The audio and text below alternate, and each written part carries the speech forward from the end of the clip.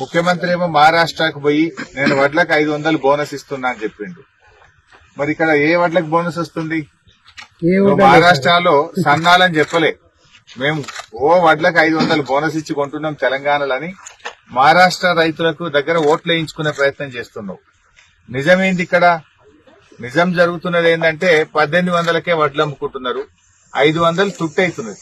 కనీసం మద్దతు ధర కూడా రానటువంటి పరిస్థితి ఉన్నది. అంటే 500 లోపలికి అవుతున్నారు రైతులు. అంటే ఒక్కొక్క క్వింటాల్ మీద రైతు 1000 రూపాయలు నష్టపోతున్నటువంటి పరిస్థితి ఉన్నది.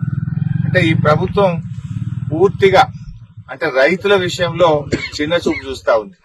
నేను అడుగుతా ఉన్నా రేవంత్ రెడ్డి గారిని, నువ్వు ఆ రోజు బాండ్ పేపర్ మీద రాసిచ్చినావు 100 రోజుల్లో 6 గ్యారెంటీలు అమలు చేస్తా అన్నావు. అందులో రైతులకు 3 మాటలు చెప్పినావు.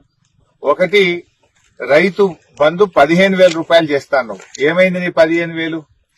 రెండవది, అన్ని పంటలకు బోనస్ అన్నావు. ఏమైంది నీ బోనస్? మూడవది, రుణమాఫీ అన్నావు.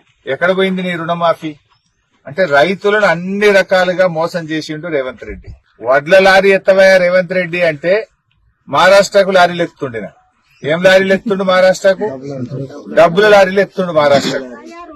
వడ్ల లారీలు ఎత్త శాతం అయితే లేదు కానీ మహారాష్ట్రలో ఈయన ఏదో పోయినట్టు అక్కడ పోయి చేస్తా ఉన్నాడు. ఇవాళ ఒక మంత్రి గాని ముఖ్యమంత్రి గాని ఎక్కడైనా వడ్ల కొనుగోలు కేంద్రాలకు చూస్తున్నారా?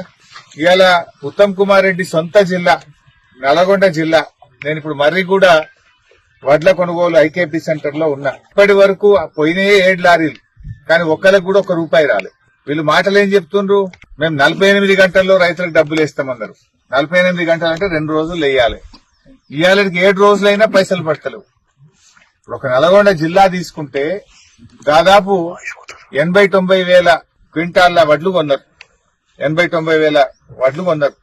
పడాల్సిన డబ్బు 200 కోట్లు, పడ్డది 50 కోట్లు. అంటే ఇంకా 150 కోట్లు రైతులకు బాకీ ఉన్నారు.